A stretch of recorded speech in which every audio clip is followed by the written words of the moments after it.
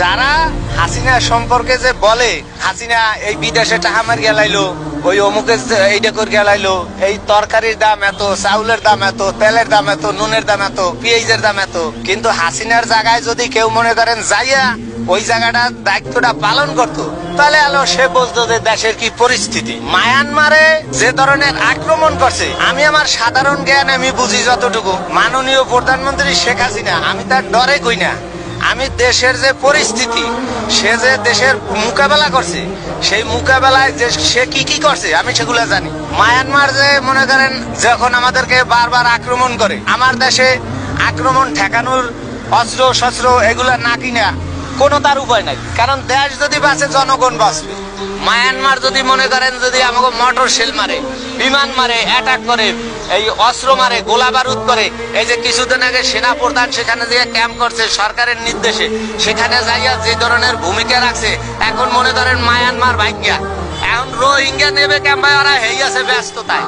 ঠিক হয়েছি বলছেন, হাসিনাকে আগে চিনতে হবে যে হাসিনা সাধারণ মানুষ, সে জন্তু না, সে মানুষের ভালোবাসা চায়। যারা তাদেরকে ভালোবাসে না সে বারবার তাদেরকে বোঝানোর চেষ্টা করতেছে। দেশ যদি না বাঁচে তা জনগণ বাঁচবে কেমন? হয়তো দেশের কিছু জিনিসপত্র, এই যে ব্রিজ উন্নয়ন, কালভার্ট, যা কিছু হাসিনা করছে, এগুলি করতে টাকা লাগছে, সব টাকাই কি বিদেশিরা দিছে? হাসিনা বাংলাদেশের কিছু পয়সা তহবিল নিয়ে সে উদ্যোগ নিছে যে আমি দেশে একটা কিছু করব।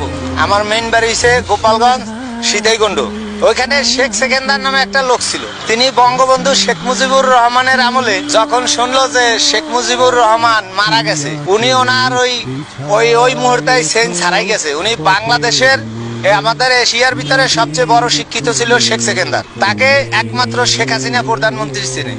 মাননীয় প্রধানমন্ত্রীকে আমি গত টাইমে নির্বাচনের আগে আমি এটিএন সংবাদে আমি বলছিলাম, মহাখালী বইয়া, যে দেশ ভালোর জন্য, দেশ ভালোর করার জন্য যদি আমার মতন সিএনজি এলা আমি যদি অসত হই, আমাকে ত্যাগ করিয়া তারপর সে দেশ এগিয়ে নিয়ে যাও। শেখ হাসিনা যে মোনাজাত করে, নামাজ পড়ে, দেখে সে আর কত কি করবে মানুষের জন্য। এমনকি শেখ হাসিনা কার কাছে দিব?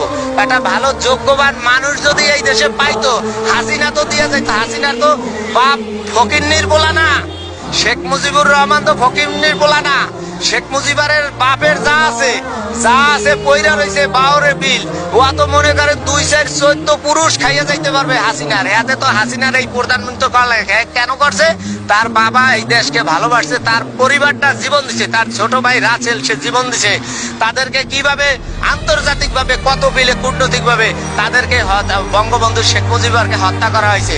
আমার দেশের কুত্তারা মিলগা আজকে বঙ্গবন্ধু শেখ মুজিবুর রহমানকে হত্যা করছে। ইন্দিরা গান্ধী ঠিকই বলছিল, মুজিব তোমার কিন্তু সামনে বিপদ, কিন্তু আমার নেতায় সে মনে করেন যে কোনো কিছুর বিনিময়ে সে কখনো পিছপা হয় নাই। যে এত জনপ্রিয়তা, এত ভালোবাসা দিয়ে দেশ স্বাধীন করছে, সে মানুষ কিভাবে বিশ্বাস করবে যে তাকে আক্রমণ করতেছে? কিন্তু ইন্দিরা গান্ধী ঠিক পাইছিল, কিন্তু বঙ্গবন্ধু শেখ মুজিবুর রহমান তারপরও এদেশের মানুষকে ভালোবাসছে, ভালো চলছে। সে বলছে যে আমার বুকে